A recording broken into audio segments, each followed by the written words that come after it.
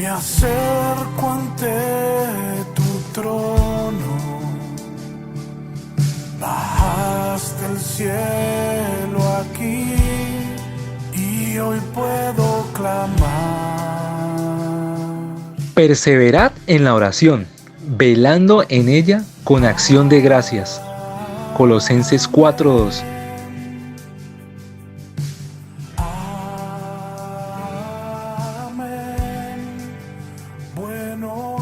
Buenos días, hermanos, los saludo hoy 27 de noviembre, mes de la oración. Esta es mi oración. Bienvenidos todos a nuestro tiempo de comunión de los domingos en la mañana. El apóstol Pablo hizo 3 poderosas oraciones que se destacan sobre las demás. Ahora nuestro tema es oración para poder ver y vivir a Cristo.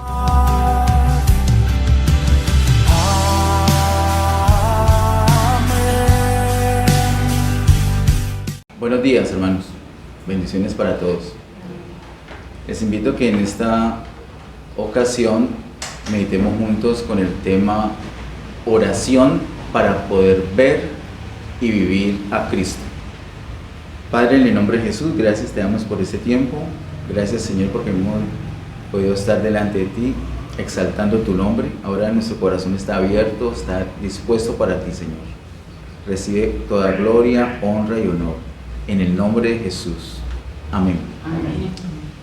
Abrimos nuestras Biblias inicialmente en Colosenses capítulo 1. Colosenses capítulo 1, versículos 15 al 16.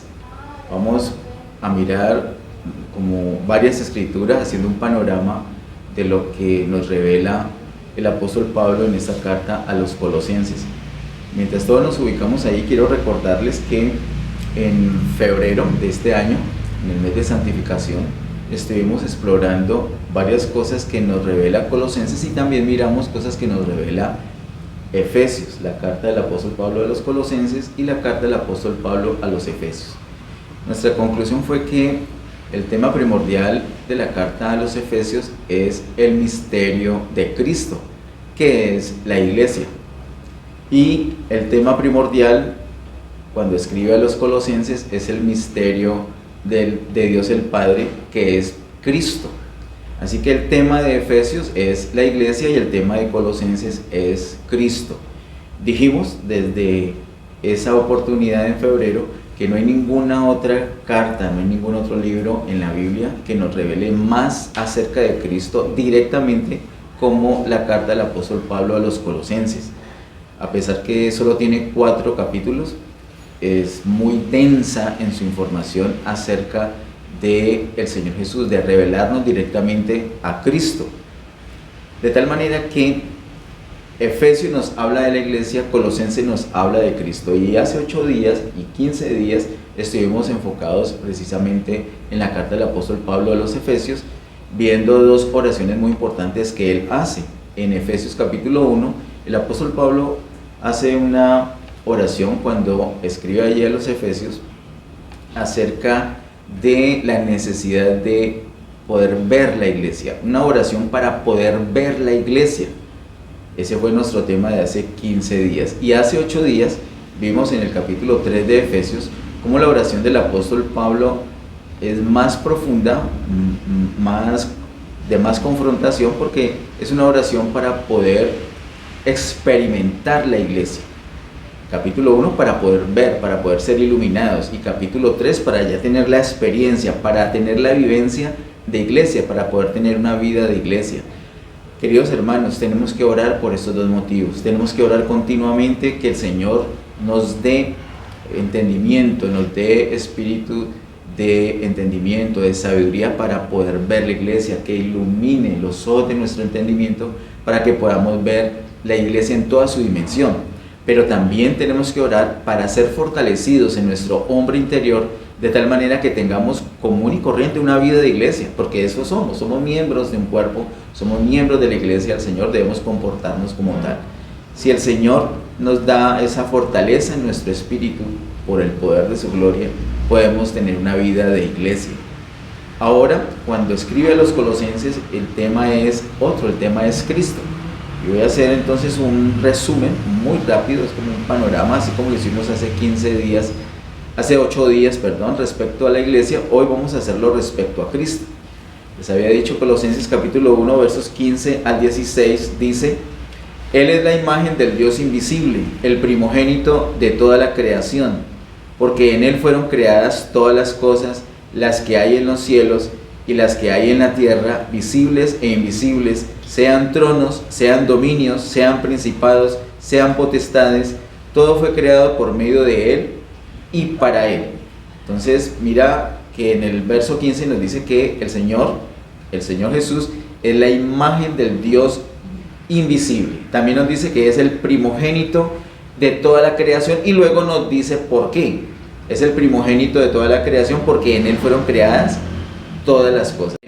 Fueron creadas por Él, y no solamente por Él, sino para Él, absolutamente todas las cosas. No vamos a ahondar, solamente es mencionarlo para que tengamos presente, como que tengamos una base del tema del apóstol Pablo a los colosenses. Nos está revelando a Cristo en toda su dimensión. Ya en solamente 2 versículos nos está diciendo muchísimo acerca de Cristo directamente.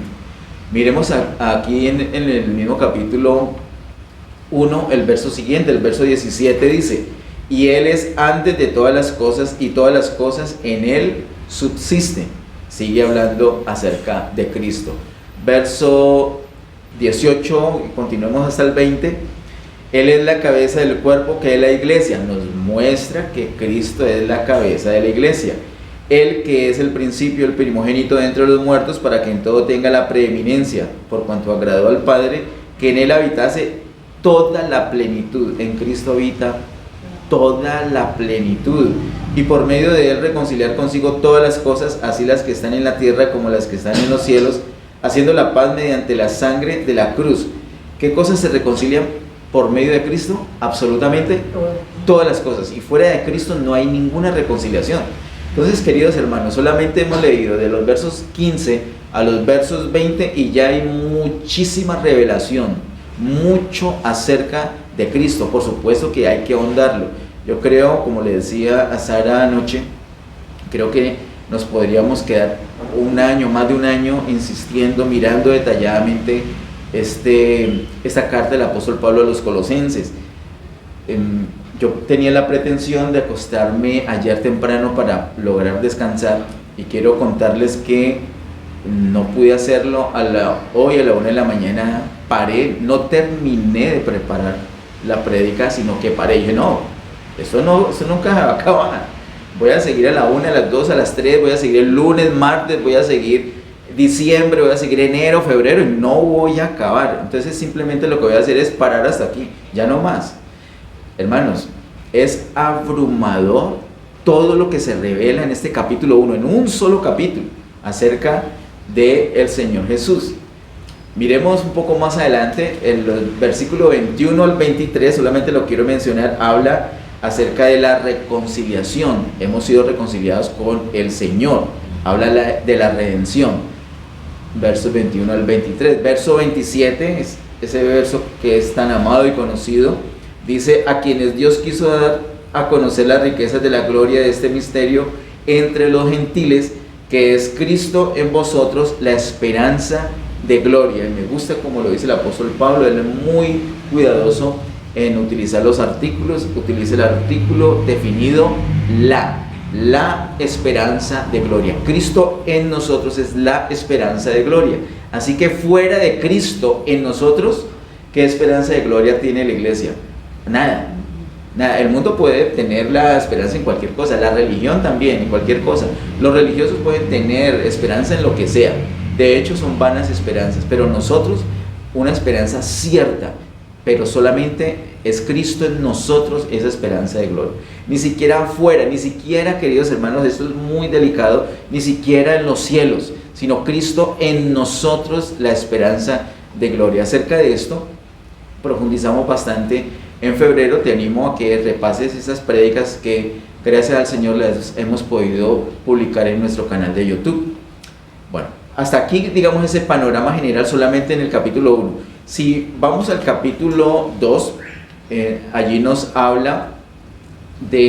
hace unas advertencias de unas distracciones que hay, a pesar de que en el capítulo 1 se revela tanto acerca de Cristo. En el capítulo 2 es necesario que Pablo nos haga unas advertencias por unas distracciones. A eso nos vamos a referir un poco más adelante.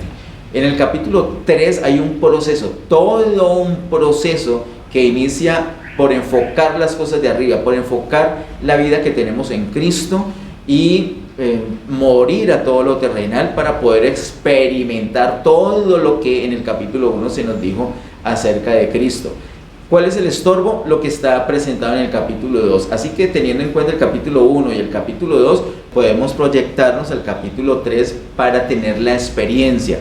No solamente ser iluminado, no solamente tener la revelación, sino en el capítulo 3 ya empezamos a tener una experiencia, y en el capítulo 4 es la expresión de esa experiencia.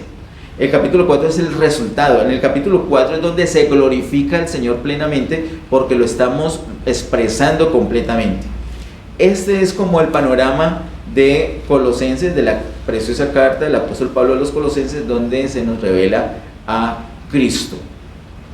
La oración en la que nos enfocamos en esta prédica, en esta mañana, empieza allí en el capítulo 1, en el versículo número 9.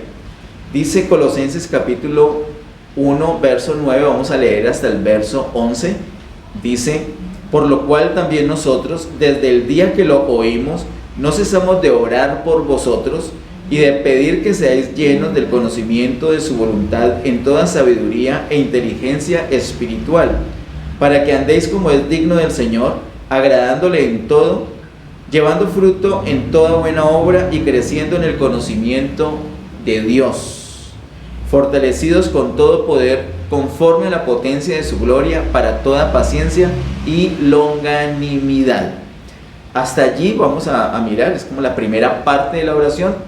Queda faltando algo más de la oración, pero en esta primera parte vamos a detenernos inicialmente. El apóstol Pablo dice que no cesa de orar por los hermanos en Colosas y de pedir que sean llenos del conocimiento de su voluntad en toda sabiduría e inteligencia espiritual, para que nosotros podamos ser, como dice el versículo número 9, llenos del conocimiento de la voluntad del Señor. Necesitamos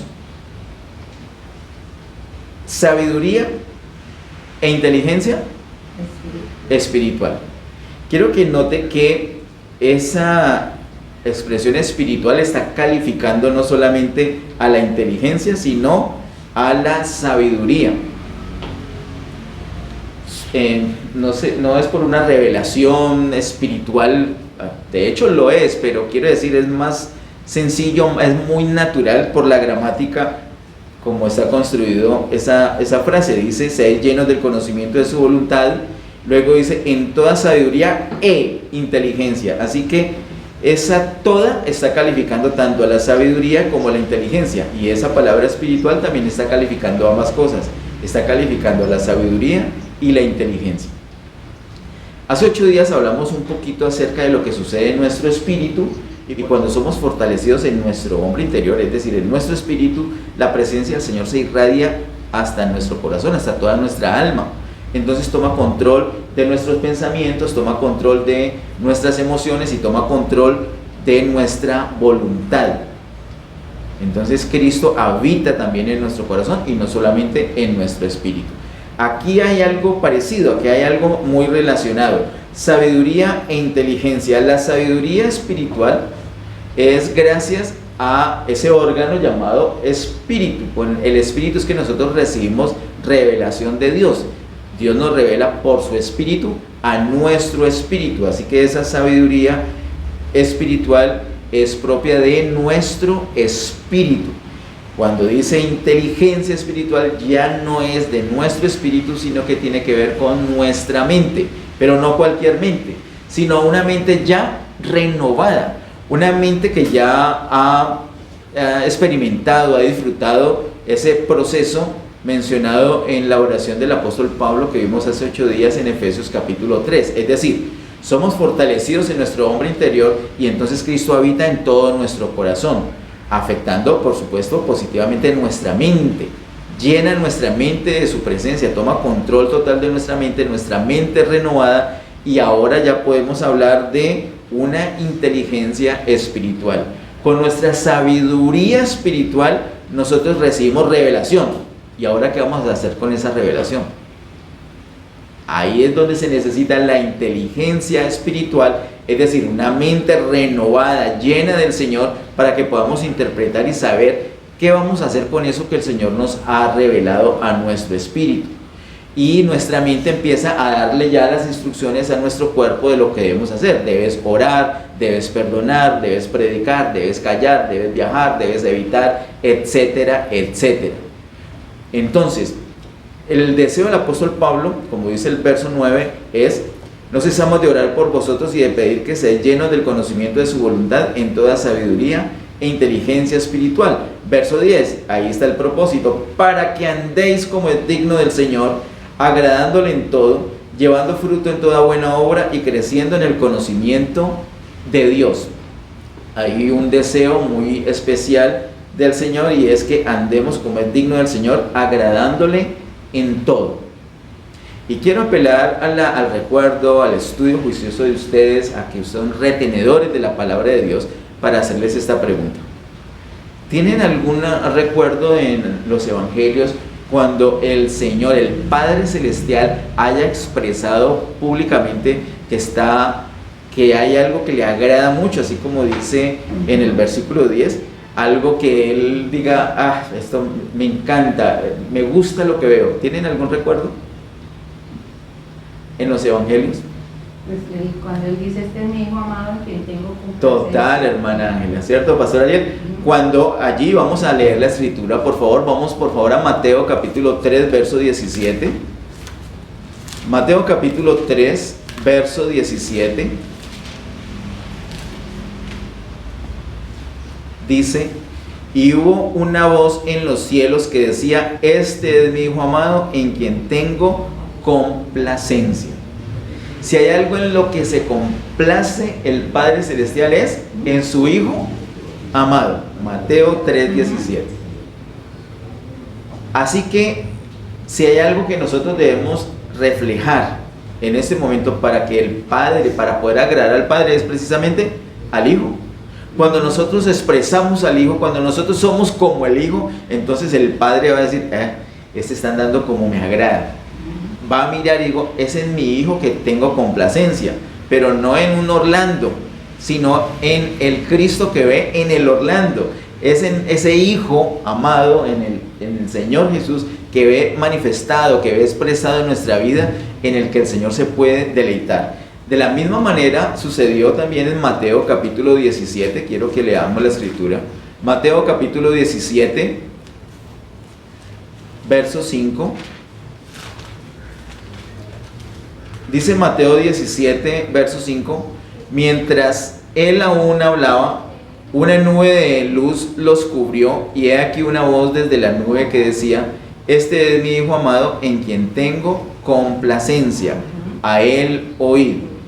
Es muy especial las dos partes, pero quiero referirme un poquito a esta parte. En Mateo 17, 5 está el Señor transfigurándose delante de sus discípulos. Ellos están asombrados, pero el Señor Jesús no está solo, está acompañado por, ¿recuerdan? ¿Quiénes están por él? Moisés y Elías. Y estaba delante de sus discípulos Juan, Jacobo y Pedro. Y él se transfigura delante de ellos, pero ellos estaban sorprendidos y ellos sus discípulos pretendieron poner al Señor Jesús al mismo nivel de Moisés y de Elías. En otras palabras, al mismo nivel de Moisés, que representa la ley, y Elías, que representa los profetas. Pero el Señor dijo: no, este es mi hijo amado, en quien tengo complacencia. Y agrega algo ahí en el verso 5: a él oíd. Es decir, Muy interesante Moisés, muy interesante Elías, pero Moisés señalaba a mi hijo amado, Elías señalaba a mi hijo amado. En conclusión, ahora lo que tienen que hacer es oír al hijo. Este es mi hijo amado en quien tengo complacencia. Me gusta mucho esto porque es el mismo espíritu, el mismo sentido, el mismo concepto que tiene el apóstol Pablo cuando le escribe a los colosenses. El apóstol Pablo quiere que los colosenses sean iluminados para poder ver a Cristo y también para poder vivir a Cristo. Que ellos estén convencidos que no necesitan nada fuera de Cristo para agradar al Padre Celestial. No necesita a Moisés, no necesita a Elías, ya tiene a Cristo. A él oír.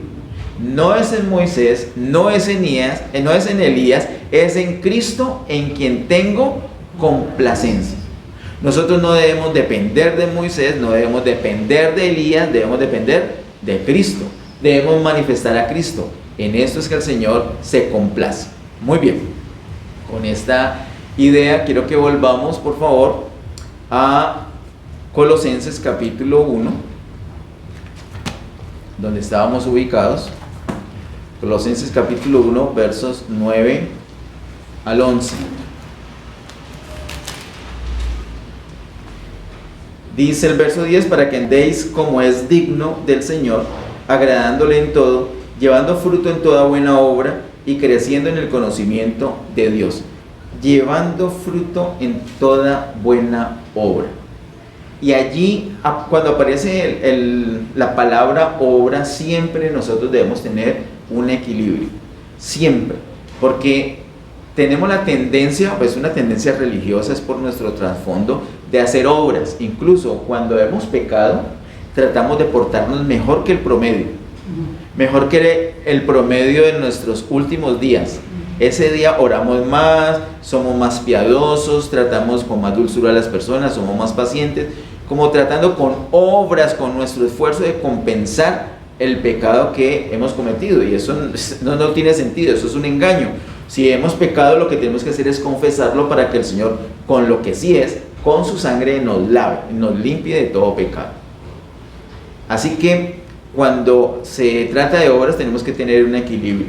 Y el Señor está aquí hablando de obras, agradándole en todo, llevando fruto en toda buena obra.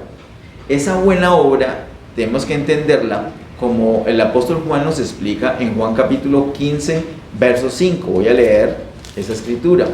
Juan capítulo 15, verso 5 dice: yo soy la vid, vosotros los pámpanos. El que permanece en mí y yo en él, éste lleva mucho fruto, porque separados de mí nada podéis hacer. Tal cual como Juan 15:5 es ese fruto que menciona el apóstol aquí en Colosenses, cuando dice llevando fruto en toda buena obra. Es decir, el fruto que nosotros tengamos no es un esfuerzo propio, no es de nuestra propia naturaleza, sino que es tanta compenetración que tenemos de Cristo que nos llena de tal manera que va a rebosar. Nosotros, creo que fue en el año 2017 que tuvimos esa definición de ese fruto como el rebosamiento de Cristo. Nos llenamos tanto de Cristo que empezamos a rebosar. Y ese rebosar, somos las ramas de esa vid mencionada en Juan capítulo 15, y nosotros como ramas llevamos fruto, pero ese fruto no es algo propio de nosotros, sino que viene desde la misma vid que es el Señor, que se imparte a nosotros como rama, rebosando hasta que aparece el fruto. Así mismo tiene que ser en nuestro carácter.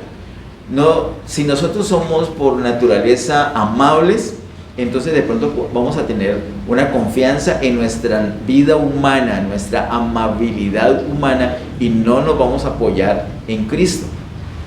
Si somos dulces por naturaleza, si humanamente somos dulces, somos apacibles, entonces vamos a tener peligro de confundirnos. Debemos poner toda nuestra confianza en el Señor. Que todo lo que se refleje en nosotros sea Cristo, porque es en eso en lo que se complace el Señor. Quiero decir esto: eres muy buena gente, eres un creyente y eres muy amable. Tal vez pienses que el Padre Celestial se deleita en tu amabilidad. quiero decirte que no. Lo que deleita al Padre Celestial es su Hijo Jesús. Si esa amabilidad que tú manifiestas es producto de la presencia de Cristo en tu vida, eso sí está agradando al Padre Celestial. Pero si es solamente una virtud humana tuya, netamente tuya, si es tu vida humana la que está mostrando esa virtud, eso no complace al Padre Celestial. Eso puede ser muy dulce, muy bonito, pero lo que complace al Señor es Cristo. Cristo en nosotros, que se refleje Cristo, eso es lo que complace al Padre Celestial. Por eso la oración del apóstol Pablo aquí en Colosenses 1 es esa, que nosotros podamos ver quién es Cristo. ¿Y por qué lo digo así como dogmáticamente, sin mostrar una expresión exacta donde diga que ser iluminados para conocer a Cristo? Es porque inicialmente les hice como el repaso de toda la carta, donde el apóstol Pablo lo que está mostrando precisamente es a Cristo.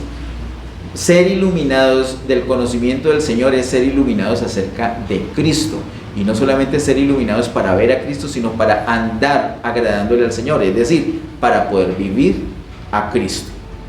Quiero que vayamos un poco más adelante. Dice: fortalecidos con todo poder, conforme a la potencia de su gloria, para toda paciencia y longanimidad. Es muy importante que tengamos en cuenta esto. Aparecen dos palabras que no son tan populares, no son tan queridas en el pueblo de Dios, y son las palabras paciencia y longanimidad. ¿Por qué? Cuando se habla de paciencia, se está hablando de ¿qué? Entre otras cosas. ¿Con qué está asociada la paciencia? Con esperar. Con esperar, pero con un resultado. Pero en el presente, para que pueda producir una esperanza, esa paciencia está relacionada con otra cosa. En el presente, ¿con qué cosa? Fe. Necesitamos fe, pero hay algo. ¿Perdón?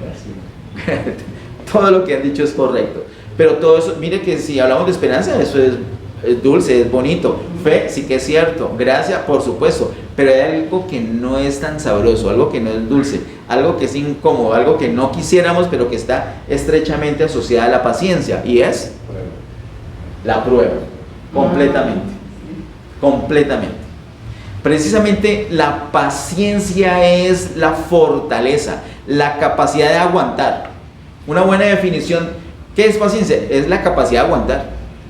Ese tiene más paciencia, tiene más capacidad de aguantar. Y aguantar no de cualquier manera. No aguantar y quedar arrastrado, no, gloria a Dios, que me aguanto a mujer y estoy toda... No. Es aguantar sin perder su posición. Aguantar con una alegría, de hecho. Es aguantar la prueba que sea, pero con su mirada puesta en el Señor. Eso es paciencia, esa fortaleza.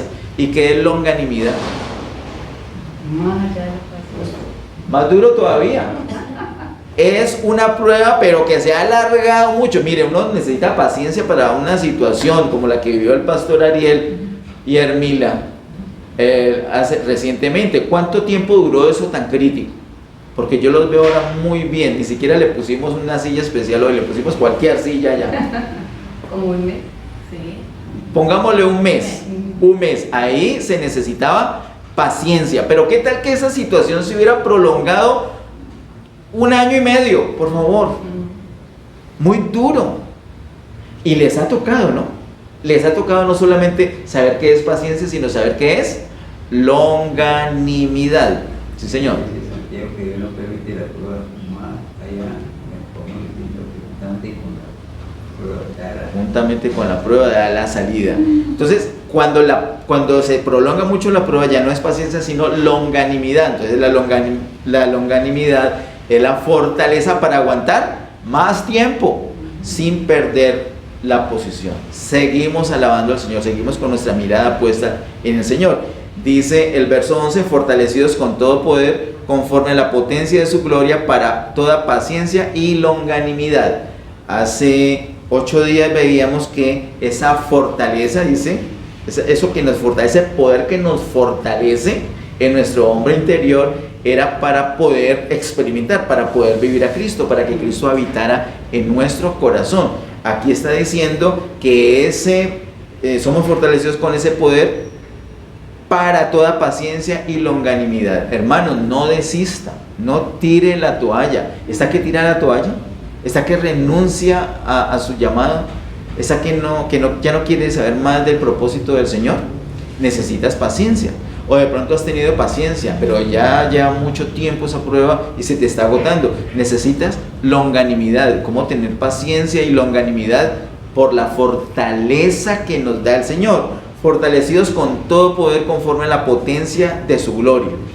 ¿Cuál es el gran problema? El problema de la distracción. Yo quiero reiterar que el apóstol Pablo, cuando escribe a los colosenses, les escribe mostrando la revelación de Cristo, pero en el capítulo 2 les muestra unos distractores. Y nosotros somos susceptibles de eso, de desviarnos. Porque entonces no tiene un problema, no, es que se está deprimiendo mucho. En vez de orar, entonces pide cita con el psicólogo. Y como estamos en nuestro sistema actual, entonces esa cita se le va a demorar mucho. Entonces, antes estaba llegando la depresión, pero cuando ya le dieron la cita está al borde del suicidio. Siendo que estaba a un pasito de orar. ¿Y qué pasa si ora? Pues va a ser fortalecido con todo poder conforme a la potencia de su gloria. ¿Y para qué? Para toda paciencia y longanimidad. Entonces, la paciencia no es que voy a aguantar lo que sea, así esté totalmente frustrado. No. Es una fortaleza, una capacidad, un aguante sin perder nuestra posición, sin perder el gozo en el Señor. Eso es lo que necesitamos. Gloria a Dios por los psicólogos. Pero ellos necesitan oración. Oremos por ellos. Oremos por los psicólogos. Oremos por los médicos. Oremos por todos. Es decir, ese poder del Señor está disponible para todos. ¿Y cómo lo adquirimos? ¿Cómo lo logramos? ¿Cómo lo hacemos efectivo en nuestra vida?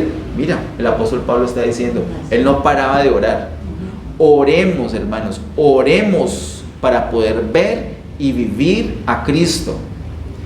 Bueno, sigue ahora en la segunda parte de la oración, cuando él ya va a dar gracias. Está en los versos 12 al 14. Colosenses 1, versos 12 al 14 dice: con gozo dando gracias al Padre que nos hizo aptos para participar de la herencia de los santos en luz, el cual nos ha librado de la potestad de las tinieblas y trasladado al reino de su amado Hijo, en quien tenemos redención por su sangre, el perdón de pecados.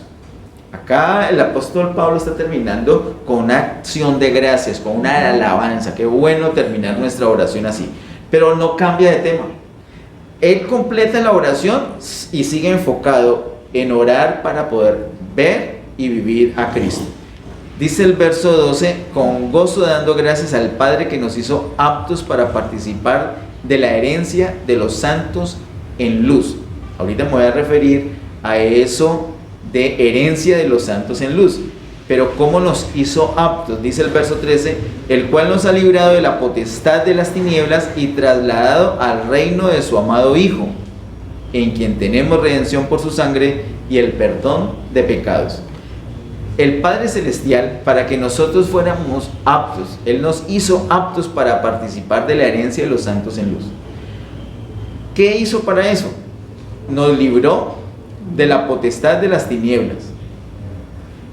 Entonces, en vez de dejarnos en esa potestad de las tinieblas, hizo un traslado. Nos trasladó al reino de su amado Hijo, en quien tenemos, en el Hijo, tenemos redención por su sangre, el perdón de pecados. Entonces, básicamente hizo dos cosas. Nos libró de la potestad de las tinieblas, trasladándonos al reino de su amado Hijo, y nos redimió perdonándonos nuestros pecados. Allí vemos como una figura doble del Señor Jesús. Yo quiero que miremos en Hechos capítulo 26, cuando el apóstol Pablo está contando de su conversión, algo que impactó al apóstol Pablo desde el principio, porque cuando algo nos impacta del Señor en nuestra conversión, eso es lo que más nos queda, y cuando compartimos el testimonio, eso es lo que contamos. Recientemente estuve en un seminario la semana pasada, 3 días muy intenso, muy fuerte, y parte de los talleres nos tocó compartir el testimonio y yo ahí recordé lo que más me impactó, las cosas que más me impactaron en el momento de la conversión. Para Pablo fue lo que dice Hechos 26, verso 18. Dice así: para que abra sus ojos, para que se conviertan de las tinieblas a la luz y de la potestad de Satanás a Dios, para que reciban por la fe que es en mí perdón de pecados y herencia entre los santificados. Si usted nota, ese verso 18 es tal cual la oración, o la parte de la oración del apóstol Pablo que acabamos de mencionar ahí en Colosenses capítulo 1. Vuelvo a leerlo. Para que abra sus ojos, para que se conviertan de las tinieblas a la luz y de la potestad de Satanás a Dios, para que reciban por la fe que es en mí perdón de pecados y herencia entre los santificados. Quiero que noten que el apóstol Pablo lo primero que menciona es para que abra sus ojos, pero luego dice para que se conviertan de las tinieblas a la luz. Entonces primero viene esa iluminación y después viene, gracias a esa iluminación, una conversión. Así que primero vemos a Cristo y luego vivimos a Cristo. Esa es la oración del apóstol Pablo. Volvamos a Colosenses capítulo 1.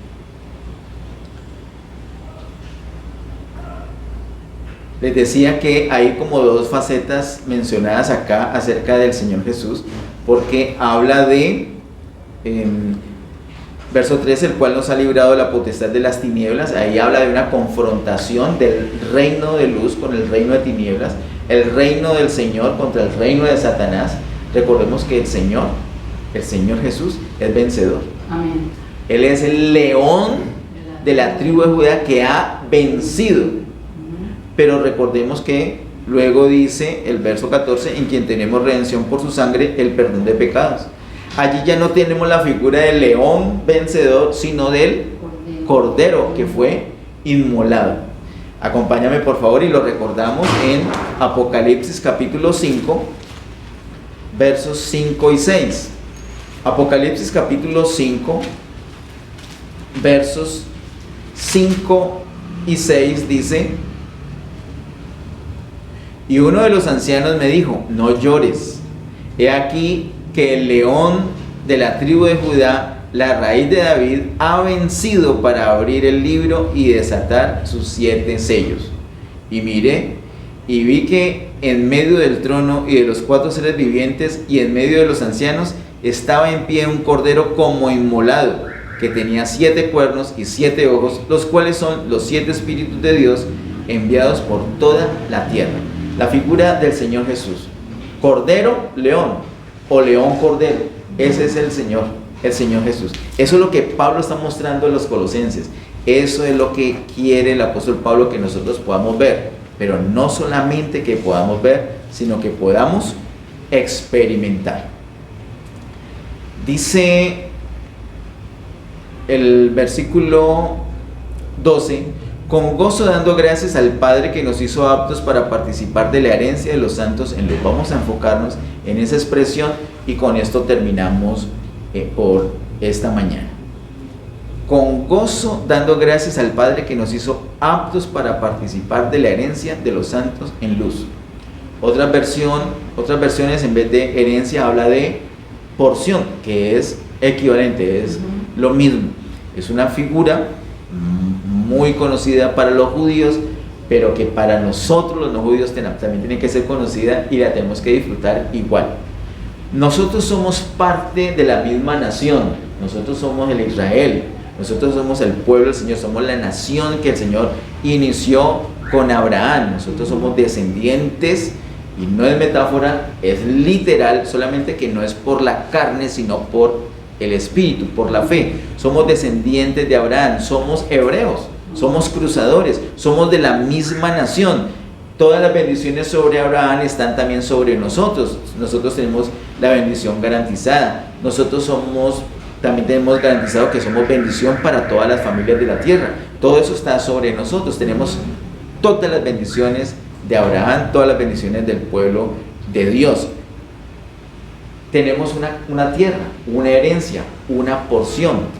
Hemos aprendido por la palabra, particularmente por Colosenses, hemos aprendido por la primera carta de los Corintios, hemos aprendido por Hebreos que esa tierra para nosotros es Cristo. Cristo es esa tierra ancha y buena, tierra que fluye leche y miel. Cuando los judíos atravesaron el desierto y llegan a Canaán, se dan cuenta que esa tierra es para todo, para madera, para leche, para miel, para cultivar, para vivir, buen clima, para descansar, para tener reposo, para todo, coseche. Y era riquísimo. Ellos no necesitaban nada fuera de Canaán, ahí lo tenían absolutamente todo. Asimismo nosotros debemos comprender, y es lo que Pablo quiere incorporar aquí cuando dice aptos para participar de la herencia de los santos en luz. Él quiere que nosotros entendamos que Cristo es nuestra tierra, es una tierra fértil, una tierra ancha y buena, tierra que fluye leche y miel. Querido hermano, fuera de Cristo tú y yo no necesitamos absolutamente nada, nada. No pienses que listo, no, yo no, Cristo, pero también tengo unos ejercicios que me enseñaron, porque yo estuve practicando yoga, eso es muy bueno. Yo puedo complementar las dos cosas, porque ¿qué es lo malo? O Cristo, el Evangelio, gloria por el Evangelio, yo creo en Cristo, pero también venía practicando estas filosofías, entonces yo voy a compenetrarlas, porque aquí no hay nada de malo, porque lo que sí habla el apóstol Pablo acá en Colosenses capítulo 1 verso 13 es el cual nos ha librado de la potestad de las tinieblas. Y aquí en el yoga no hay potestad de tinieblas. Potestad de tinieblas es cuando hay homicidios, cuando hay fornicación, cuando hay abuso, cuando hay robo, cuando hay cosas violentas, cosas bochornosas. Pero esta filosofía, esta yoga, esta ciencia, estas prácticas, inclusive unas religiones que son muy buenas. Hay personas que reciben a Cristo pero no abandonan su religión porque son religiones realmente buenas. No estoy hablando con sarcasmo, hay religiones muy buenas. Por ejemplo, creo yo que la mejor religión que existe es la religión judía, porque tienen un fundamento en la palabra, por lo menos tienen ese fundamento, y de ahí en adelante pueden haber muchas otras religiones. Tú puedes conocer una religión muy buena y querer estar con Cristo, ser un creyente, ser un hijo de Dios sin soltar tu religión. Pero justamente esto es lo que el apóstol está advirtiendo acá. Dice: con gozo dando gracias al Padre que nos hizo aptos para participar de la herencia de los santos en luz. Quiero que sepas que esa herencia es Cristo, esa tierra que nos corresponde, nuestra porción es Cristo. Y fuera, no. A ver, el pueblo de Israel repartió la tierra, cada uno le tocó un lote, una porción. No se salga de ese lote, no necesita más. Tu porción es Cristo, no te salgas de allí, no necesitas nada más, tienes que quedarte allí, no abraces otra cosa. Yo te invito para que hoy sueltes todo. La oración del apóstol Pablo era para que pudiéramos ver a Cristo. Si podemos ver a Cristo, como lo dice el capítulo 1, ¿para qué vas a necesitar el yoga? ¿Para qué vas a necesitar tu religión? ¿Para qué vas a necesitar la filosofía? ¿Para qué vas a necesitar tus tradiciones familiares? ¿Para qué vas a necesitar el folclore de tu tierra que tanto amas? ¿Para qué vas a necesitar la cultura de este o aquel pueblo que tuviste la oportunidad de visitar? ¿Para qué vas a necesitar las enseñanzas de algunos maestros que no son conforme a Cristo? ¿Para qué? Te voy a decir para qué te sirve eso. Te sirve para distraerte, para limitarte en el disfrute, porque te van a distraer y vas a pensar que además de Cristo necesitas otra cosa. Con eso ya empiezas a deshonrar al Padre, con eso ya empiezas a dañar tu caminar que agrada al Padre, porque recordemos, al Padre lo que le agrada es Cristo. Este es mi Hijo amado en quien tengo complacencia. No es este es mi Hijo amado y esta es la filosofía, me complazco en la filosofía. Él ni siquiera dijo que es Moisés. Y estamos hablando que si hay algo puro es Moisés y si hay algo poderoso es Elías. Y él no dijo que se complacía en ellos, se complace en su Hijo amado. Si el Padre Celestial fue capaz de decirlo, ¿quiénes somos nosotros? Por supuesto. ¿Sabes qué necesitamos fuera de Cristo? Nada. Yo quisiera que los que están aquí en esta casa, los que están conectados desde sus casas, los que van a ver esta prédica en el canal de YouTube, jamás, nunca más vuelvan a compartir con otros amigos, con familiares que están pasando por una situación difícil. Esas frases bonitas que se consiguen en internet ahorita, o esas imágenes bonitas, esos videos de motivación, esas frases de escritores, de filósofos famosos. Y te voy a decir por qué. Y tú dices, no, pero eso no le hace daño a nadie. El apóstol Pablo, cuando habla aquí de librado de la potestad de las tinieblas, revisa desde el capítulo 1 hasta el capítulo 4 y te vas a dar cuenta dónde están los homicidios que habla, cuál es esa potestad, cuáles son esas cosas diabólicas, cuáles esas cosas bochornosas. No son ninguna bochornosas, son todas como muy bonitas y están mencionadas en el capítulo 2.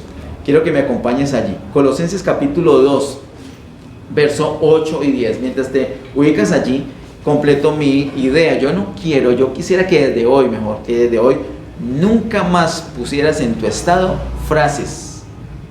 Y si son de superación, si son bonitas y si son buenas, con más razón evítalas, porque con más fuerza te van a distraer o van a distraer a otra persona. Ten presente que lo único que tú y yo necesitamos es a Cristo. Lo único que necesita tu hijo es a Cristo. Lo único que necesitan tus compañeros de estudio, de trabajo, es a Cristo. Ellos no necesitan nada más sino Cristo. Y si tú, que eres creyente, que tienes a Cristo, le compartes a Cristo y le compartes filosofía, le compartes yoga, le compartes religión, le compartes cultura, le compartes folclore, le compartes tradiciones, entonces vas a distraer a tu amigo a quien quieres ayudar. Solamente Cristo, compártele solamente a Cristo. Dice Colosenses capítulo 2, verso 8 al 10. Mirad que nadie os engañe por medio de filosofías y huecas sutilezas, según las tradiciones de los hombres, conforme a los rudimentos del mundo y no según Cristo, porque en él habita corporalmente toda la plenitud de la deidad y vosotros estáis completos en él, que es la cabeza de todo principado y potestad. ¿En quién está toda la plenitud de la deidad? En Cristo. ¿Parte de la plenitud? No. ¿Parte de la deidad? No. Toda la plenitud de la deidad está en Cristo. Si tienes a Cristo, literalmente lo tienes todo. Si ofreces a Cristo, literalmente lo estás ofreciendo todo. Pero si tienes a Cristo y tienes otras cosas, esas otras cosas te van a distraer, así como le sucedió a los colosenses. Ellos estaban envanecidos, ellos se habían distraído con filosofías, con argumentos, con tradiciones, con cultura, con folclore. Si tú ves despacio el capítulo 3, tú ves que el apóstol le dice a ellos, es que ni siquiera pienses en que hay hombre y mujer. Aquí lo único que hay es Cristo, Cristo, Cristo, Cristo y Cristo. Aquí ni siquiera el apóstol Pablo está hablando en contra de esas ideologías que están saliendo ahorita y que están siendo aceptadas tristemente por el pueblo cristiano. No. Eso sí, esas sí son bochornosas. Esas sí son, mire, no encuentro una palabra más justa para esas ideologías. Son asquerosas. Pero esto que menciona Pablo acá no necesariamente es asqueroso ni malo, pero a la postre es algo negativo porque distraen de Cristo. Mirad, dice el verso 8, que nadie os engañe por medio de filosofías y huecas sutilezas según las tradiciones de los hombres, conforme a los rudimentos del mundo y no según Cristo. Volviendo acá al versículo 12, dice, con gozo dando gracias. Verso 12 del capítulo 1 de Colosenses, con gozo dando gracias al Padre que nos hizo aptos para participar de la herencia de los santos en luz. Esa herencia es Cristo y es una herencia completa, no necesitamos fuera de Cristo absolutamente nada. Ahora dice, nos hizo aptos para participar de la herencia de los santos en luz. ¿Qué es lo primero que hace? Nos ilumina, nos revela, ¡pum!, somos iluminados. Pero no es lo único.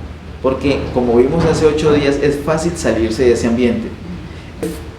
Necesitamos hace 8 días, la oración del apóstol Pablo en Efesios 3 era ser fortalecidos en nuestro hombre interior. ¿Por qué? Porque es que nuestra alma tiene mucha fuerza y nos subyuga y nos hace vivir en nuestra vida natural y nos hace salir de la vida en nuestro espíritu. Igual acá nos saca de la luz. y nos lleva a las tinieblas. Es tan fácil, mira, yo me estoy gozando aquí en esta prédica, escuchando la palabra, no solamente hablándola, sino escuchándola. Pero yo puedo salir, yo puedo terminar ese tiempo de comunión y ser susceptible, como todos los seres humanos, de salirme de la luz y quedar otra vez en tinieblas. Entonces, no solamente necesitamos ser iluminados esa primera vez cuando recibimos a Cristo, sino que debemos continuar en nuestra oración, pidiendo al Señor que nos ilumine para poder ver a Cristo y para poderlo vivir, para poderlo experimentar. En Juan, acompáñame por favor, Juan, primera de Juan, capítulo 1, versos 5 al 7. Primera de Juan, capítulo 1, versos 5 hasta el verso 7 dice: este es el mensaje que hemos oído de él y os anunciamos: Dios es luz y no hay ningunas tinieblas en él. Si decimos que tenemos comunión con él y andamos en tinieblas, mentimos y no practicamos la verdad. Pero si andamos en luz, como él está en luz, tenemos comunión unos con otros, y la sangre de Jesucristo su Hijo nos limpia de todo pecado. Quiero enfatizar, hay muchas cosas que se enseñan acá. Este es un texto que hemos explorado varias veces, pero quiero enfatizar dos cosas. Lo primero, la revelación del versículo número 5 que dice: Dios es luz. El mes pasado, uno de los temas de octubre fue que la palabra es lumbrera. ¿Y por qué es lumbrera? Porque contiene luz. ¿Y por qué contiene luz? Porque contiene al Señor. Porque contiene el testimonio del Señor, porque contiene a Dios, y Dios es luz. Nosotros mismos, el Señor dijo que nosotros, la iglesia, somos la luz del mundo. No dijo que nosotros somos la luz, sino que nosotros somos la luz del mundo. Es distinto ser la luz, el Señor es luz, pero nosotros somos la luz del mundo. ¿En qué sentido somos la luz del mundo? Como el apóstol Pablo le dice a los filipenses: nosotros contenemos la luz, somos luminares, así como la luna.